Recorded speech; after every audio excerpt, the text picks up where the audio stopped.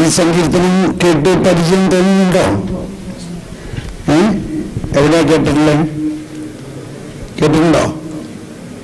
വിശുദ്ധ കുർബാനയിൽ നമ്മൾ തിരുവചനം വായിക്കുന്നതിന് മുൻപ് അല്ലെങ്കിൽ ലേഖനം വായിക്കുന്നതിന് മുൻപ് പാടുന്ന ഒരു സങ്കീർത്തന ഭാഗമാണ് അന്തരമനവരതം.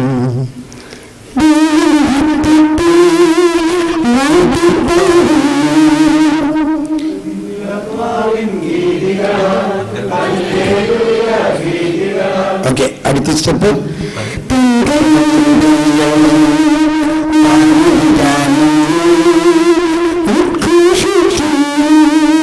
അതാണ് 19-ാം സങ്കീർത്തനം തന്നെയാണത്. എന്തിനാണിത് കുർബാനയില് ഈ വചനപാരായണത്തിന് മുമ്പ് ഇത് പാടുന്നത്? ഒന്ന് ചിന്തിക്കാമോ? അമ്പരമനവരതം.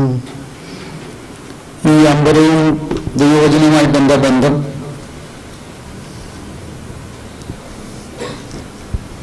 ആരെങ്കിലും ഒന്ന് പറയാമോ?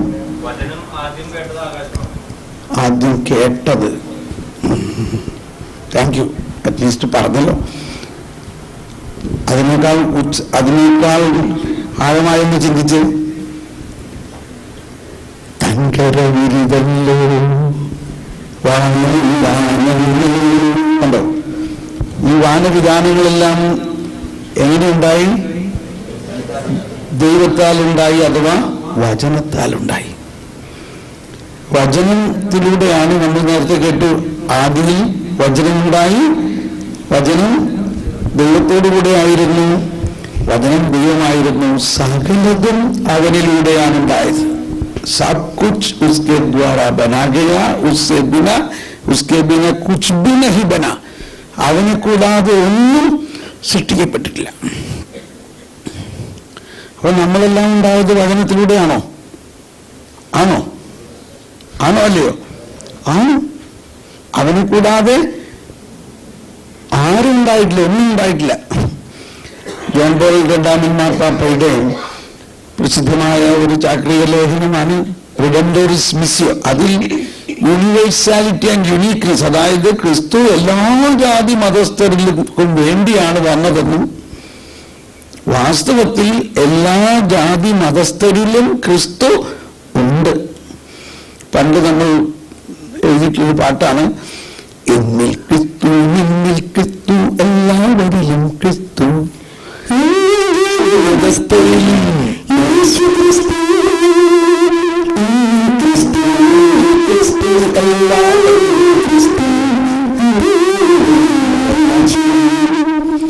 അത് ജോൺ പോൾ II ഈ ടീച്ചിങ്ങിനെ കൂടി ആധാരമാക്കിയിട്ടും ഈ പ്രലോകം യോഹന്നാന്റെ സുവിശേഷത്തിൽ ആരംഭിക്കുന്നത് ആദിയിൽ വചനമുണ്ടായി, സകലതും അവനിലൂടെ ഉണ്ടായി, എല്ലാ ജാതി മതസ്ഥരും അവനിലൂടെ ഉണ്ടായിരിക്കും. ഓക്കെ, അപ്പൊ നമ്മുടെ വിഷയം ഈ ആകാശവും വാനവിധാനങ്ങളും ഇവിടെയുള്ള കവുങ്ങും തെങ്ങും പ്ലാവും എല്ലാം കർത്താവിനെ പാടി സ്തുതിക്കുന്നുണ്ട്. എന്തുകൊണ്ടാണ്? അവരെ എല്ലാം സൃഷ്ടിച്ചത് അവിടുത്തെ വചനമാണ്. ആ അർത്ഥത്തിലാണ് നമ്മൾ ഈ വചനപാരായണത്തിന് മുൻപായിട്ട് ആ വചനത്തിന്റെ പ്രത്യേക അത് ഉൾക്കൊള്ളാൻ വേണ്ടി ഇനി അതിൽ അടുത്ത ഭാഗങ്ങളിൽ പാടുന്നത്. അപ്പോൾ ആ സങ്കീർത്തനത്തിന് നമ്മൾ വേറൊരു ട്യൂൺ കൊടുത്തിരിക്കുന്നുണ്ട്. ആകാശം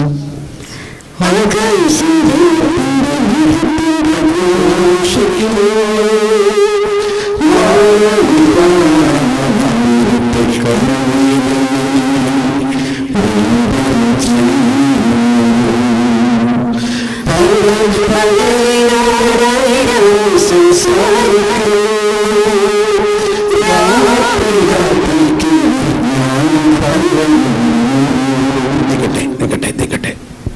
അപ്പോ ഈ വിജ്ഞാനം പകരുക എന്നത് വലിയൊരു രഹസ്യമാണ്. ഇപ്പൊ ആര് വിജ്ഞാനം പകരുന്ന കാര്യം പറയുന്നത്? ഈ വാനവിധാനങ്ങളും ഈ തെങ്ങും കവുങ്ങും ഇവിടെയുള്ള സകല സൃഷ്ടികളും ദൈവം അവരെ സൃഷ്ടിച്ച ആ ജ്ഞാനം പ്രപഞ്ചത്തിന് മുഴുവനും പകരുന്നു. എന്നാൽ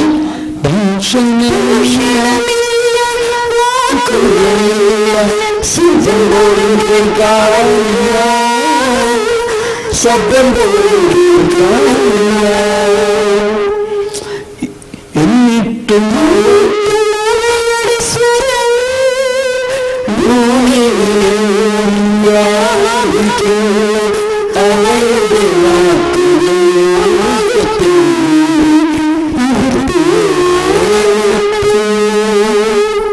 ഇത് ശാലോം വേൾഡുമായിട്ടൊരു കണക്ഷനുള്ളമാതിരി തോന്നുന്നുണ്ടല്ലേ?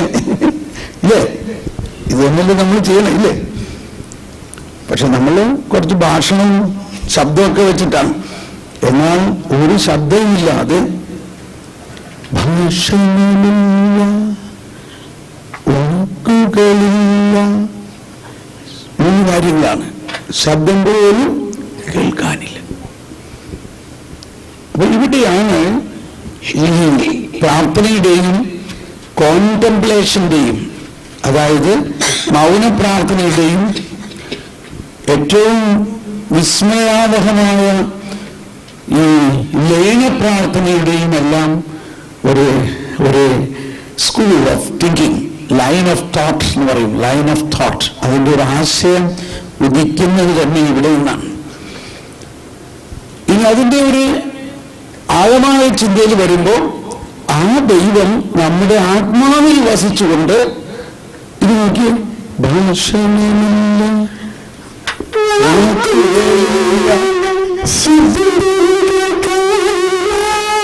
എന്നിട്ട് ആ ദൈവാത്മാവ് നമ്മുടെ ആത്മാവിനോട് ലയിച്ച്, എന്നിട്ടും അവയുടെ സ്വരം ഭൂമിയിലെങ്ങും, സോറി പാടിയോ, ഇതാണ് നമ്മൾ പാടിയാലുള്ള ദൂഷ്യം. ഇപ്പൊ ഇവിടെ ഇരിക്കുന്നവരൊക്കെ പാട്ടുകാരാണ്, നിങ്ങൾ ക്ഷമിക്കണം. നമ്മുടെ ഈ അവസരം എല്ലാം കേൾക്കുമ്പോ പാടി.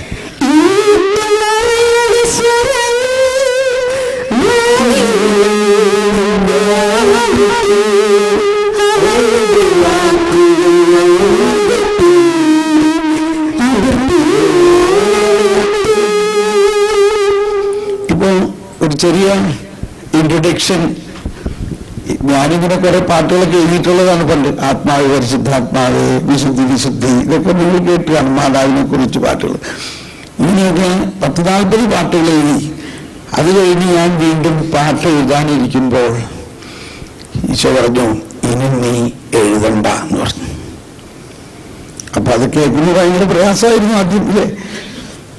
പക്ഷേ ഈശോ പറയുന്നത് നന്മയ്ക്കായിട്ടാണെന്നുള്ള ഒരു തത്വം നമ്മൾക്കുള്ളതിന്റെ പേരിൽ ഞാൻ ഉടനെ റിക്കവറായി, പ്രയാസത്തിൽ നിന്ന് വിട്ടു. ഈശോ നല്ല കാര്യത്തിന് വേണ്ടി ആയിരിക്കും നമ്മളോട് എഴുതണ്ടെന്ന് പറഞ്ഞത് തന്നെ തീരുമാനിച്ചു. അത് കഴിഞ്ഞിട്ട് പറയണേ, ഞാൻ കുറെ പാട്ടുകൾ എഴുതിയിട്ടുണ്ട്. ഈ 150ഓളം പാട്ടുകൾ ഞാൻ എഴുതിയിട്ടുണ്ട്. അത് കരിസ്മാറ്റിക്കുകാരൊന്നും പാടാത്തത് എന്താ, നീ അതൊന്ന് പാടി നോക്കാൻ പറഞ്ഞു. അയ്യോ, അതൊരു ആശയ പ്രപഞ്ചം ഇങ്ങനെ തുറക്കുകയായിരുന്നു. ഞാൻ തന്നെ എഴുതുകയും ഞാൻ തന്നെ പാടിയിട്ടുള്ള പാട്ടുകൾ. അതായത് ഈ 150 സങ്കീർത്തനങ്ങളും 150 സങ്കീർത്തനങ്ങളും കർത്താവ് ഈശോ മിശിഹായെ കുറിച്ച് തന്നെയുള്ളതാണെന്ന് മനസ്സിലാക്കണം. അതിന് ഒരു ഹോംവർക്കാണ് അത് കണ്ടുപിടിക്കുക എന്നുള്ളത്. ഓരോ സങ്കീർത്തനത്തിലും കർത്താവ് ഈശോ മിശിഹ എങ്ങനെയാണ് അവതരിക്കപ്പെട്ടിരിക്കുന്നതെന്ന് മനസ്സിലാക്കണം. മാത്രമല്ല, മാതാവും ഔസേപിതാവും ഇസ്രായേൽ ജനം മുഴുവനും ഈ സങ്കീർത്തനങ്ങൾ അവരുടെ ദൈനംദിന ജീവിതത്തിന്റെ ഒരു താളമായിരുന്നു. അവരുടെ ദൈനംദിന ജീവിതത്തിന്റെ താളം എന്ന് പറഞ്ഞാൽ, രാവിലെ എണീക്കുമ്പോൾ, മുറ്റമടിക്കുമ്പോഴൊരു സങ്കീർത്തനം, വെള്ളം കോരുമ്പോൾ വേറൊരു സങ്കീർത്തനം, കറിക്കടിയുമ്പോൾ വേറൊരു സങ്കീർത്തനം, തുണി അലക്കുമ്പോൾ വേറൊരു സങ്കീർത്തനം. ഇങ്ങനെ അവരുടെ അനുദിന ജീവിതം മുഴുവനും സങ്കീർത്തനങ്ങളുടെ ഓരോ ജോലിയിലും അവരിങ്ങനെ സങ്കീർത്തനങ്ങൾ പാടിയിരുന്നു. പിന്നീടാണ്, പക്ഷെ അവർക്ക് അതിൻ്റെ ആഴമായ അർത്ഥം മനസ്സിലായിട്ടുണ്ടെന്ന് നമുക്ക് അറിഞ്ഞൂടാ. കർത്താവ് ഈശോ മിശിഹ തന്നെ തൻ്റെ ജീവിതത്തിലെ ആരംഭ കാലഘട്ടം, അതായത് 30 വർഷത്തെ ആ രഹസ്യ ജീവിതം നമ്മൾ പറയാറുള്ള ആ ജീവിത കാലഘട്ടത്തിൽ എല്ലാ ദിവസവും മിക്കവാറും 150 സങ്കീർത്തനവും പാടിയിരുന്നാണ് പല സഭാപിതാക്കന്മാരും എല്ലാം പറയുന്നത്. ആ ഈശോ തന്നെ സങ്കീർത്തനം ആലപിക്കുമ്പോൾ ഉണ്ടാകാവുന്ന ഒരു പ്രത്യേകത ഒന്ന് ചിന്തിക്കണം. അതായത് ഇപ്പോൾ ഈ 150 സങ്കീർത്തനത്തിലെയും പ്രധാന കഥാപാത്രം ആരാണ്? ഈശോ ആണ്. ഉദാഹരണത്തിന്, പണിക്കാരുപേക്ഷിച്ചു കല്ല്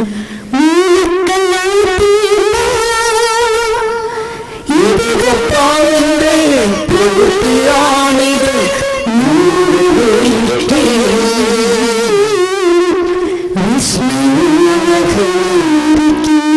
ഇത് പാടുമ്പോൾ എന്തായിരിക്കാം ഈശോ ചിന്തിച്ചിരിക്കുക? അല്ലേ? ഈശോ ചിന്തിച്ചിരിക്കുക എന്താ? ഈ മൂലക്കല്ല് ഞാൻ തന്നെയാണ്, എന്നെ എല്ലാവരും ഉപേക്ഷിക്കും. എല്ലാ ദിവസവും ഇത് പാടുന്നു. അതുപോലെ തന്നെ സങ്കീർത്തനം 22 അവരെന്റെ കൈകാലുകൾ കുത്തിത്തുളയ്ക്കും എന്ന് പാടുമ്പോൾ എനിക്ക് തോന്നിയിരുന്നത് ആ സമയത്ത് തന്നെ ഈശോക്ക് ഈ കൈകാലുകൾ കുത്തിത്തുളയ്ക്കപ്പെടുന്ന ഒരു വേദന അനുഭവിച്ചുകൊണ്ട് തന്നെയായിരിക്കും. എന്നാൽ അതേ സമയത്ത് മറ്റൊരു വശം, ഒരു പാരലിസം എന്ന് പറയാം, ഇതെല്ലാം ഇതുപോലെ തന്നെ അനുഭവമായിട്ടാണ് ഇത് ദാവീദ് രാജാവിനെ പോലെയുള്ളവർ എഴുതുന്ന സമയത്ത് ഇത് അനുഭവിച്ചിട്ടാണ് അവർ എഴുതുന്നത്. സ്വന്തം മകൻ തന്നെ രാജാവിനെ ആക്രമിക്കാൻ വരുന്നു. രാജാവ് അവനുമായിട്ട് ഏറ്റുമുട്ടിയാൽ ആരെങ്കിലും ഒരാൾ കൊല്ലപ്പെടും. അതിന് വഴിവരുത്താതെ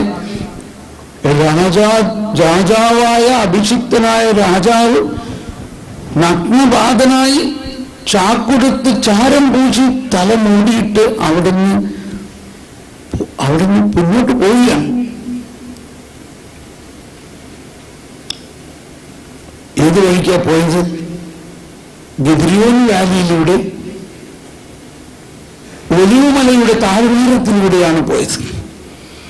ഒലിവുമലയുടെ താഴ്വാരത്തിലൂടെ പോകുമ്പോൾ എന്റെ നിലവിളി കേൾക്കണമേ, ഭൂമിയുടെ അതിർത്തിയിൽ നിന്ന് ഞാൻ വിളിച്ച് കരയുന്നു.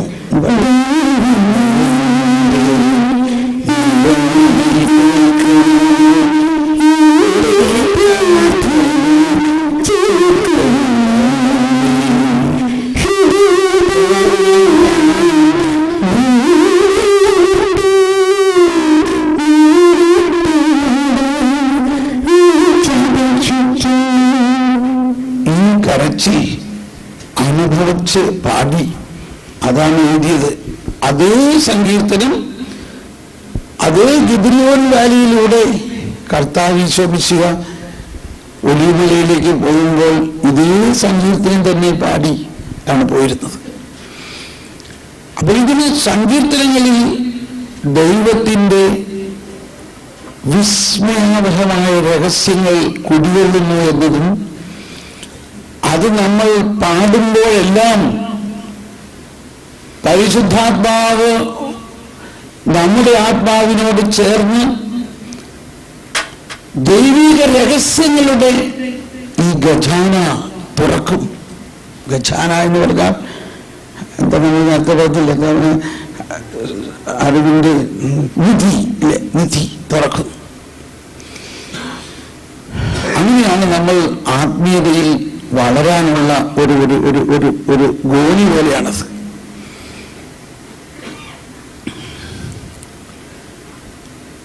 വീണ്ടും നമ്മൾ 19-ാം സങ്കീർത്തനത്തിലേക്ക് വരുമ്പോൾ പകലിനോടഭിരാമം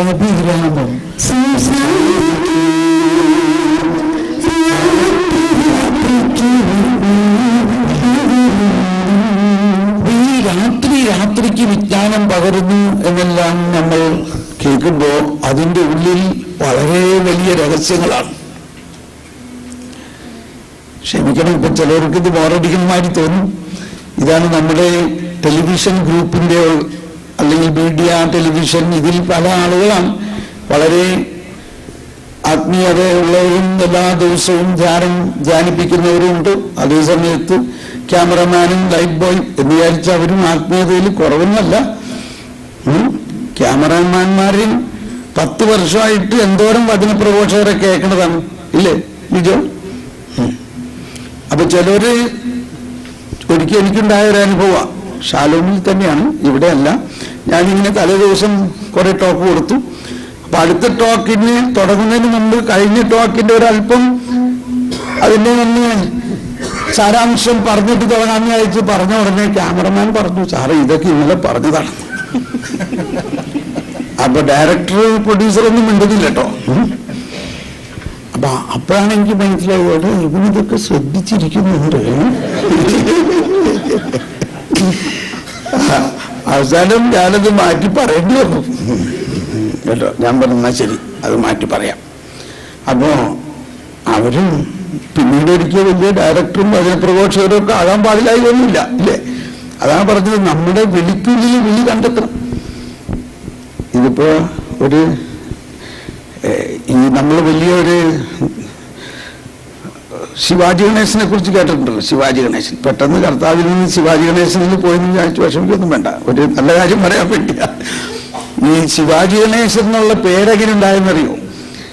ശിവാജി ഗണേശൻ വളരെ പ്രസിദ്ധനായ വളരെ കഴിവുള്ള ഒരു ക്രിയേറ്റീവ് നടനാണെന്നുള്ളത് നമുക്കെല്ലാം അറിയാം. പക്ഷെ ഇയാൾ ആരായിരുന്നു അതിനു മുമ്പ്? ആർക്കെങ്കിലും അറിയോ? ആർക്കെങ്കിലും അറിയോ? മീഡിയ സ്കൂളിലൊക്കെ പഠിപ്പിക്കാറുള്ളതാണെന്ന് തോന്നുന്നതൊക്കെ. അങ്ങനെ ഒരു നാടക കമ്പനിയിലെ കർട്ടൻ വലിക്കാരനായിരുന്നു.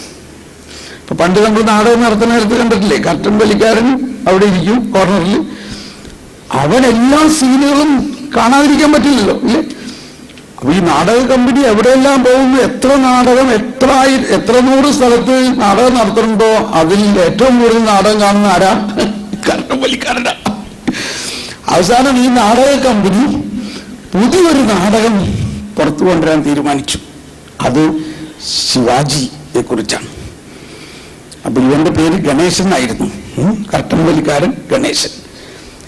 ഈ ശിവാജി എന്ന നാടകം പുറത്തിറക്കുന്നതിന് വേണ്ടി അതിന്റെ ക്യാരക്ടർ വെച്ച് നോക്കുമ്പോൾ ഈ അഭിനയിക്കുന്ന ആളുകളിൽ ആർക്കും അത് വിജയിക്കണില്ല. പല റിഹേഴ്സലും നോക്കിയിട്ടും ഒരാളും ഒത്തു നോക്കണില്ല. അപ്പൊ ഗണേശൻ പതുക്കെ വന്നിട്ട് പറയാം, ഞാൻ വേണമെങ്കിൽ ഒന്ന് അഭിനയിച്ച് നോക്കട്ടെ. അപ്പൊ മറ്റു ഡയറക്ടർമാരൊക്കെ ഈ കർട്ടൻ വലിക്കാരൻ ഇത്രയും വലിയ നടനാകുമെന്നൊരു ചിന്ത വന്നെങ്കിലും ഏതായാലും ഒരു റിഹേഴ്സൽ എടുത്ത് നോക്കാലോ, ഒരു ടെസ്റ്റ് കൊടുത്ത് നോക്കാം. ടെസ്റ്റ് കൊടുത്തപ്പോ ഗണേശൻ അത് അഭിനയിക്കാൻ തുടങ്ങിയപ്പോൾ എല്ലാവരും അത്ഭുതപ്പെട്ടു. ഈ കർട്ടൻ വലിക്കാരൻ ഗണേശന്റെ അകത്ത് ഒളിഞ്ഞിരുന്ന ഒരു വലിയ അഭിനേതാവ്. അങ്ങനെയാണ് ശിവാജി ഗണേശൻ അല്ലെങ്കിൽ ഗണേശൻ ശിവാജി ഗണേശനായി മാറിയിട്ട് ഒരു വലിയ ചരിത്ര പ്രസിദ്ധനായ നടനായി മാറിയത്. അപ്പൊ ഇത് നമ്മുടെ കലാരംഗത്ത് ഉള്ള കഴിവുകളുടെ ഒരു പ്രത്യേകതയാണ്. നമ്മളെല്ലാവരിലുമുള്ള കഴിവുകൾ ഒളിഞ്ഞു കിടക്കുന്ന കഴിവുകളാണ്. ഇത് ആത്മീയതയിലും അങ്ങനെയാണ്. ഇന്ന് ലോകത്തിലെ ഏറ്റവും വലിയ ടെലിവിഷൻ ചാനൽ ഏതാണെന്നറിയോ? ഏതാ? ഷാലോമാണ് അല്ലേ? എന്നാൽ അതിന് മുമ്പുള്ള എന്താന്ന് പറയാം, ഒരുപക്ഷെ ഷാലോമിനേക്കാൾ വലുതാകാം EWTN അല്ലേ? EWTN എന്ന ടെലിവിഷൻ ചാനൽ ആരംഭിച്ചത് ആരാ? മദർ അഞ്ജലിക്കയാണ്. മദർ അഞ്ജലിക്ക ആരായിരുന്നു? മദർ അഞ്ജലിക്ക ഒരു കോണ്ടംപ്ലേറ്റീവ് മിണ്ടാമഠത്തിലെ കന്യാസ്ത്രീ ആയിരുന്നു. മിണ്ടാമഠത്തിലെ കന്യാസ്ത്രീ എന്ന് പറഞ്ഞാൽ, മിണ്ടാമഠം എന്ന് പറഞ്ഞാൽ ഒരിക്കൽ മഠത്തിൽ ചേർന്നാൽ പുറത്ത് പോയില്ല, ആരോടും സംസാരിക്കാൻ പാടില്ല, പുറത്ത് ആരുമായിട്ട് സമ്പർക്കമില്ല. അങ്ങനെയുള്ള ഒരു കാരിസത്തിന്റെ അകത്ത് കർത്താവ് പുറപ്പെടുവിച്ച മറ്റൊരു കാരിസം നോക്കി. ഇതെന്തിനാ ഇപ്പൊ നമ്മൾ പറയാൻ തുടങ്ങിയത്? രാത്രി. Thank you. ഞാനിങ്ങനെ പറഞ്ഞു വരുമ്പോ റൂട്ട് മാറി ചിലതിന് അവസാനം ചെന്ന് പെടാൻ പറ്റില്ലേ നിങ്ങളൊന്ന് ഓർമ്മിച്ചേക്കണേ ബേബിച്ച.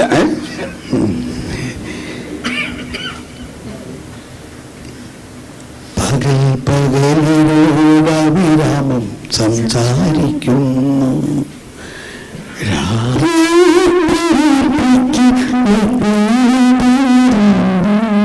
അതായത് നമ്മുടെ ഉള്ളിൽ ഒളിഞ്ഞിരിക്കുന്ന ദൈവിക രഹസ്യങ്ങൾ ആണ് ഇവിടെ രാത്രിക്ക് വിജ്ഞാനം പകരുന്നു എന്ന് പറയുന്നതിന്റെ അർത്ഥം. മറ്റു വിധത്തിൽ പറഞ്ഞാൽ ആദ്യത്തെ രാത്രി കർത്താവ് തന്നെയാണ്. അപ്പൊ നമ്മള് കർത്താവ് എന്ന് പറയുന്നത് രാത്രി എന്ന് പറയുന്നത് അന്ധകാരം എന്നുള്ള ഒരു അടയാളം പോലെയല്ലേ തോന്നാറ്, ഇല്ലേ? പക്ഷെ വിശ്വാസത്തിലും ദൈവാനുഭവത്തിന്റെ ഉച്ചകോടി അനുഭവത്തിലും രാത്രി എന്ന് പറഞ്ഞാൽ ദൈവാനുഭവത്തിന്റെ ഏറ്റവും കനത്ത, ഏറ്റവും കട്ടിയുള്ള വിശ്വാസത്തിന്റെ അവസ്ഥയ്ക്കാണ് ഇരുണ്ട രാത്രി എന്ന് എല്ലാം പറയുന്നത്. ഇരുണ്ട രാത്രി എന്ന് പറഞ്ഞാൽ വിശ്വാസം എന്ന് പറഞ്ഞാൽ എന്താ? കാണപ്പെടാത്തവ ഉണ്ട് എന്ന ബോധ്യമാണ്. അപ്പൊ കാണപ്പെടാത്തവ ഉണ്ട് എന്നുള്ളത് എപ്പോഴാ? ആ അവസ്ഥയ്ക്ക് എന്ത് പറയാം? രാത്രിയാണ്. കാണപ്പെടുന്നില്ല, ഒന്നും കാണുന്നില്ല. ഇപ്പൊ പറയും അയ്യോ ഇതൊക്കെ എനിക്ക് വീണ്ടും പരിചയമാണല്ലോ, പക്ഷെ ഞാൻ വിചാരിച്ചു ഒന്നും കാണുന്നില്ല, അന്ധകാരം എന്ന് പറഞ്ഞപ്പോ പിശാചാണെന്ന് വിചാരിക്കും. ഇല്ല, യഥാർത്ഥ അന്ധകാരം പിശാചല്ല. യഥാർത്ഥ അന്ധകാരം വിശ്വാസത്തിന്റെ ആ ഇരുണ്ട രാത്രി, അതായത് ഒന്നും കാണാൻ പറ്റുന്നില്ല. എന്നാൽ അവിടെ ആരുണ്ട്? കർത്താവുണ്ട് എന്ന വിശ്വാസം. ആ രാത്രി നമ്മുടെ ആത്മാവിനെ പകരുന്നു. അപ്പൊ നമ്മുടെ ആത്മാവിന്റെ വേറൊരു രാത്രിയുണ്ട്. അത് നമുക്ക് സാധാരണ പറയുന്നതൊക്കെ മനസ്സിലാവട്ടോ. ഇപ്പൊ ഇങ്ങനെ ഒരു ആശയപരമായിട്ട് എടുക്കുക. ദൈവത്തിന്റെ ഏറ്റവും പ്രധാന ആഗ്രഹം ദൈവത്തിന് നമ്മളാകുന്ന മക്കൾക്ക് ജ്ഞാനം പകരണമെന്നുള്ളതാണ്. രാത്രിക്ക് വിജ്ഞാനം പകരുന്നു. ഇനി ഈ പകരുന്ന സമയത്ത് എന്താ സംഭവിക്കുന്നത്? ഈ പകരുന്ന സമയത്ത് നമുക്കൊന്നും മനസ്സിലാകുന്നില്ല. ഏതുപോലെ ഒരു പുതിയ സോഫ്റ്റ്വെയർ നമ്മുടെ കമ്പ്യൂട്ടറിലേക്ക് ഡൗൺലോഡ് ചെയ്യണം. ആ ഡൗൺലോഡ് ചെയ്യണേടത്ത് ആകെ ഒരു ബാറ് മാത്രം കാണുന്നുണ്ട്, ഇല്ലേ? അതിങ്ങനെ ഫില്ലായി വരുന്നു. എന്നിട്ട് അവിടെ എഴുതി കാണുന്നു 1 hour മോർ, പിന്നെ ½ hour മോർ, 15 minutes മോർ. പക്ഷെ ഇത് ഡൗൺലോഡ് ചെയ്ത് കഴിഞ്ഞാൽ എന്താ സംഭവിക്കാൻ പോണെന്ന് നമുക്കൊന്നും അറിഞ്ഞൂടാ. അത് കഴിഞ്ഞ് അവസാനം പറയുന്നു restart the computer, click restart ചെയ്ത് കഴിഞ്ഞപ്പോ എന്താ അതിന് മുമ്പുണ്ടായിരുന്ന മാതിരി അല്ല കമ്പ്യൂട്ടർ. വളരെ മനോഹരമായ ഒരുപാട് സോഫ്റ്റ്വെയറുകൾ അതിൽ വിരിഞ്ഞു വരുന്നു. ഇതുപോലെ തന്നെയാണ് ദൈവികമായ വിസ്മരണീയമായ കുറെ കാര്യങ്ങൾ നമ്മുടെ ആത്മാവിലേക്ക് ഡൗൺലോഡ് ആകുമ്പോൾ ആ സമയത്ത് നമുക്കൊന്നും മനസ്സിലാവുന്നില്ല. അതിനാണ് ഭക്ഷണമില്ല,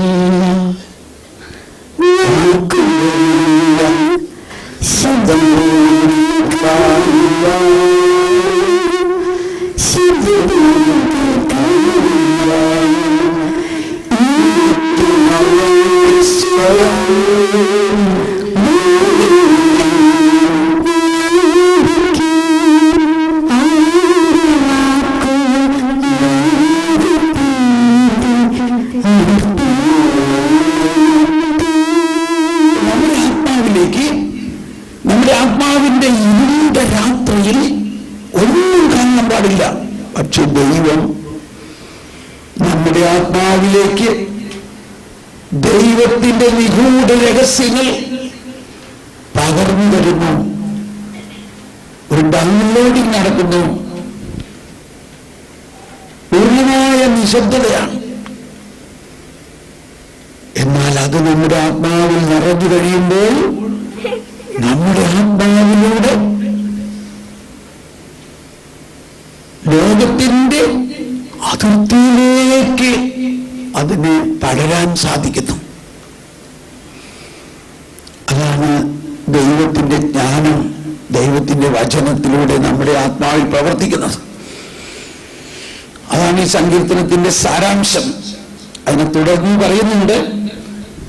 ഇനി തുടർന്ന് വരുന്നത്, ഈ സങ്കീർത്തനത്തിൽ വരുന്നത് ദൈവത്തിന്റെ നിയമത്തെക്കുറിച്ചും ദൈവത്തിന്റെ രക്ഷയെക്കുറിച്ചും ആ നിയമം തേനിനേക്കാളും തേൻകട്ടിയേക്കാളും മധുരമുള്ളതാണെന്നും അതിന്റെ അവസാനം അത് നമ്മളെ രക്ഷയിലേക്ക് നയിക്കുന്നതാണെന്നും. അതിന്റെ അവസാനത്തെ രണ്ടുപേര് മാത്രം ഒന്ന് പാടാം. 19-ാം സങ്കീർത്തനത്തിന്റെ അവസാനത്തെ വരികളൊന്ന് പാടി.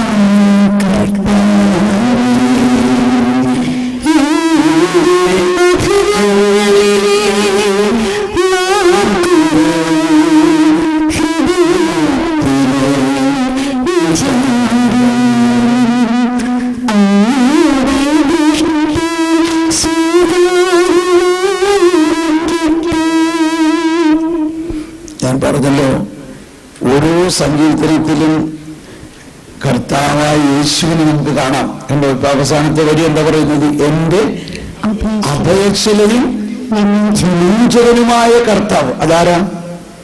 കർത്താവ് ഈശോ തന്നെയല്ലേ.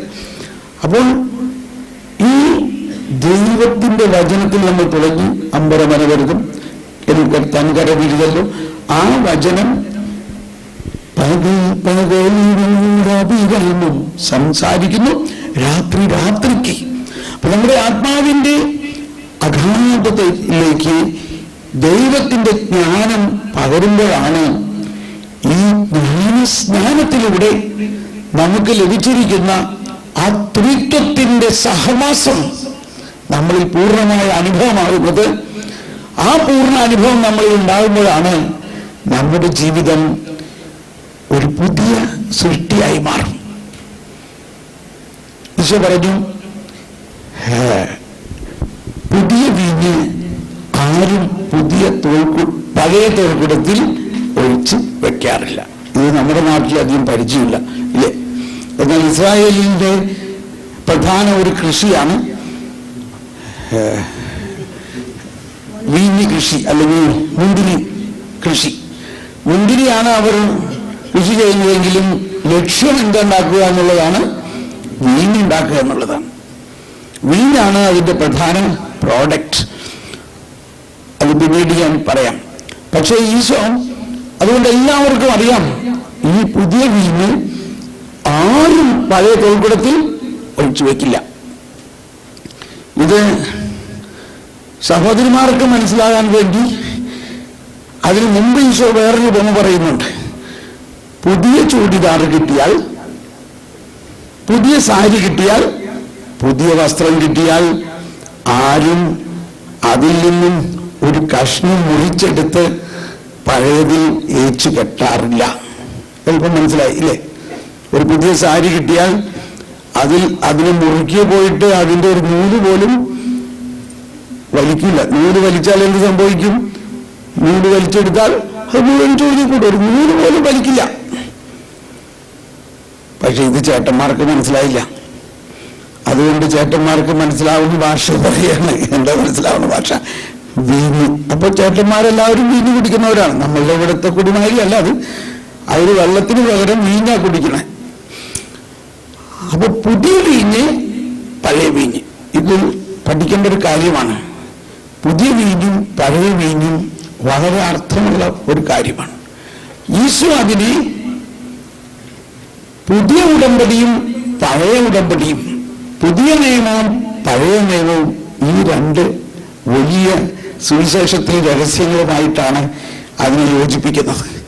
എന്നിട്ട് പറയാണ്, പുതിയ വസ്ത്രം കിട്ടിയാൽ ആരും അതിൽ നിന്നും ഒരു കഷ്ണം മുറിച്ചെടുത്ത് പഴയ വസ്ത്രത്തോട് ചേർക്കാറില്ല. വചനം എവിടെയാണിത്? ലൂക്കായുടെ സുവിശേഷം 5-ാം അധ്യായം. ലൂക്ക 5-ാം അധ്യായം എന്ന് പറയാൻ എളുപ്പം ഓർക്കുന്നത് ആഴത്തിലേക്ക് വലയെറിയുക എന്നുള്ള അതിന്റെ അവസാന ഭാഗത്ത് 33-ാമത്തെ വചനത്തിലാണ്. ലൂക്ക 5. നമ്മളിപ്പോൾ ഉടനെ തന്നെ നിർത്തുന്നു. വിശുദ്ധ കുർബാനയ്ക്ക് ഒരുക്കാവുന്നതാണ്. വിശുദ്ധ കുർബാനയ്ക്ക് വേണ്ടി ഒരുക്കാൻ നിന്നുള്ളവർക്ക് ഒരുക്കാവുന്നതാണ്. ഇപ്പോൾ ഉടനെ തന്നെ വിശുദ്ധ കുർബാനയിലേക്ക് നമ്മൾ പ്രവേശിക്കും. അച്ഛൻ വന്നിട്ടുണ്ടോ? ഓക്കെ, നോക്കിക്കോ. അച്ഛൻ വന്നിട്ടില്ലെങ്കിൽ നമുക്ക് കുറച്ചുകൂടി കണ്ടിന്യൂ ചെയ്യാം. വായിച്ചോളൂ. 5:33.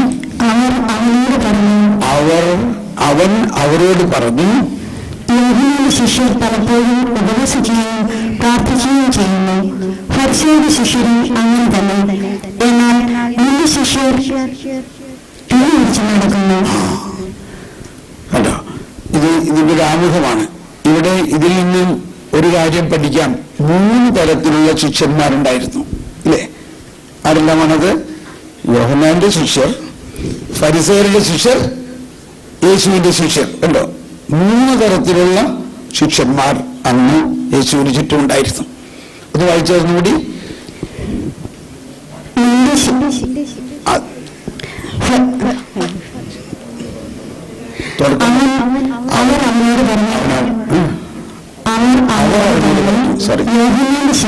യോഹന്നാന്റെ ശിഷ്യർ പലപ്പോഴും ഉപവസിക്കുകയും പ്രാർത്ഥിക്കുകയും ചെയ്യും. ഫരിസേയരുടെ ശിഷ്യർ അങ്ങനെ തന്നെ. നിന്റെ ശിഷ്യർ ഇന്ന് കുടിച്ചു നടക്കുന്നു. അപ്പൊ തൽക്കാലം നമുക്ക് ഇതിനകത്ത് 3 ശിഷ്യത്വത്തെ കുറിച്ച് പഠിക്കാം. പിന്നെ ബാക്കി നമുക്ക് എപ്പോഴെങ്കിലും ചർച്ചാ വിഷയമാകാം. എന്തിനാണ്? നമ്മളൊക്കെ ഉപവസിക്കുന്ന ആൾക്കാരാണ്. അപ്പൊ ഇതൊരു കോൺട്രഡിക്ഷൻ ആയിട്ട് തോന്നരുത്. ഞാനൊക്കെ 40 ദിവസം ഉപവസിച്ചിട്ടുള്ളവരാ, ഞങ്ങളെല്ലാം. പക്ഷേ ഈശോ പറയാണ്, മണവാളൻ കൂടെ ഉള്ളപ്പോൾ മണവറക്കാർക്ക് ഉപവസിക്കാൻ പറ്റുമോ? അപ്പൊ അത് ഈശോയും നമ്മളുമായിട്ടുള്ള പ്രധാന ബന്ധം ഇതാണ്. മണവാളനും മണവാട്ടിയും. നേരത്തെ പറഞ്ഞതുപോലെ ദൈവാത്മാവ് നമ്മുടെ ആത്മാവിനോട് ലയിക്കുന്ന അവസ്ഥയാണത്. ജ്ഞാനത്തിന് അല്ലെങ്കിൽ രാത്രിക്ക് വിജ്ഞാനം പകരുന്നു എന്ന് പറയുന്നതും ഈ മണവാളൻ മണവാട്ടി എന്ന് പറയുന്നത് ഒന്ന് തന്നെയാണ്. ഇതിനുശേഷം ഈശോ അതിൻ്റെ ഒരു വിശദീകരണമായിട്ട് പറയാണ്. അപ്പോൾ അവിടെ തന്നെ നമുക്ക് കാണാം ആ പഴയ നിയമത്തിലെ ഫരിസേയർ നിയമിച്ചവരുടെയും ശിഷ്യന്മാരുടെ ഒരു അവസ്ഥയും ആ പഴയ നിയമത്തിൽ നിന്നും പുതിയതിലേക്ക് കടന്നു വന്നുകൊണ്ടിരിക്കുന്ന ഒരു ട്രാൻസിഷൻ പോയിന്റാണ് യോഹന്നാൻ. അപ്പൊ യോഹന്നാന്റെ ശിഷ്യരൊന്നും, എന്നാൽ യേശുവിന്റെ ശിഷ്യർ ഇതിൽ നിന്നും വ്യത്യസ്തമാണ്. ആ യേശുവിന്റെ ശിഷ്യരുടെ വ്യത്യാസം എന്താണ്? വായിക്കാം. പുതിയ വസ്ത്രം പറഞ്ഞു. ആരും പുതിയ വസ്ത്രത്തിൽ നിന്ന് കഷണം കീറിയെടുത്ത് പഴയ വസ്ത്രത്തോട് ചേർക്കാറില്ല. അങ്ങനെ ചെയ്താൽ പുതിയ വസ്ത്രം കീറുന്നു എന്ന് മാത്രമല്ല, പുതിയ കഷണം പഴയതിനോട് ചേരാതെ വരികയും ചെയ്യും. ആരും പുതിയ വീഞ്ഞ് പഴയ തോൽക്കുടങ്ങൾ ഒഴിച്ചു വയ്ക്കാറില്ല. അങ്ങനെ ചെയ്താൽ പുതിയ വീഞ്ഞ് പഴയ തോൽക്കുടങ്ങൾ ഉപയോഗിച്ച് ഒഴുകിപ്പോവുകയും തോൽക്കുടങ്ങൾ നശിക്കുകയും ചെയ്യും. പുതിയ വീഞ്ഞ് പുതിയ തോൽക്കുടങ്ങളിലാണ് ഒഴിച്ചു വയ്ക്കേണ്ടത്. പഴയ വീഞ്ഞ് കുറിച്ച് ഓരോന്നും പുതിയത് ഇഷ്ടപ്പെടുകയില്ല. പഴയതാണ് മെച്ചം എന്നാണ് പറയുന്നത്. ഇതാണ് നമ്മുടെ ഒരു പ്രശ്നം. അപ്പോ അത് ഈശോ പറയുന്നുണ്ട്. ഇത് നമ്മൾക്ക് സൂചനയായിട്ട് ഇത്രയും ഈ വിശുദ്ധ കുർബാനയിൽ നമ്മൾ മനസ്സിലാക്കേണ്ടത്, നമ്മളാണ് ഈ തോൽക്കുടം. ആ തോൽക്കുടമായ നമ്മളിൽ ജ്ഞാനസ്നാനത്തിലൂടെ കർത്താവ് നൽകിയിരിക്കുന്ന ആ രക്ഷാകര കൃപാവരമാണ് പുതിയ വീഞ്ഞ്. എന്നാൽ ഈ പുതിയ വീഞ്ഞ് പഴയ തോൽക്കുടത്തിൽ നിറച്ചു വെച്ചാൽ തോൽക്കുടം പൊട്ടും, തോൽക്കുടം പോവും, വീഞ്ഞും പോവും. എന്നാൽ പഴയത് കുടിച്ച് പരിചയമുള്ളവര് അതേ നല്ലതെന്ന് പറയുള്ളൂ. ഇവിടെയാണ് നമ്മൾക്കൊരു നവീകരണം ആവശ്യമുള്ളത്. നമ്മുടെ ഈ പഴയ തോൽക്കുടത്തെ മാറ്റാൻ നമ്മളാകുന്ന തോൽക്കുടത്തിന് സാധ്യമല്ല. തോൽക്കുടത്തിന് സാധിക്കുമോ? ഇല്ല. പിന്നെ എങ്ങനെ സാധിക്കും? അതാണ് കൂദാശകളിലൂടെ വെള്ളം വീഞ്ഞാകുന്ന പോലെ നമ്മൾ രൂപാന്തരീകരിക്കപ്പെടും. ഈ ബോധ്യത്തോടെ നമ്മൾ ഇപ്പോൾ വിശുദ്ധ കുർബാനയിൽ നമ്മളെ തന്നെ സമർപ്പിക്കാം. നമ്മളിൽ ഈ വിശുദ്ധ കുർബാനയിൽ ആഗ്രഹിക്കേണ്ടത്, പഴയ നിയമത്തിൽ മനുഷ്യർ ബലിയർപ്പിച്ചു, എന്നാൽ പുതിയ നിയമത്തിൽ ദൈവം തന്നെ ജീവിക്കുന്ന ബലിയായി അർപ്പിച്ചുകൊണ്ട് കൂദാശകളിൽ ദൈവത്തിന്റെ കൃപ നമുക്ക് ലഭിക്കുന്നു. എന്നാൽ വിശുദ്ധ കുർബാനയിൽ കൃപ മാത്രമല്ല, ദൈവത്തെ തന്നെ, കൃപയുടെ ദാതാവിനെ തന്നെ നമുക്ക് ലഭിക്കുന്നു. ആണ് ഈ കുർബാനയിൽ നമ്മുടെ ഈ പഴയ തോൽക്കുടത്തെ മാറ്റി അത് പുതിയ തോൽക്കുടമാകുന്നതിന് നമ്മളാഴമായി പ്രാർത്ഥിച്ചുകൊണ്ട് നമുക്ക് ബലിയർപ്പണത്തിലേക്ക് പ്രവേശിക്കാം.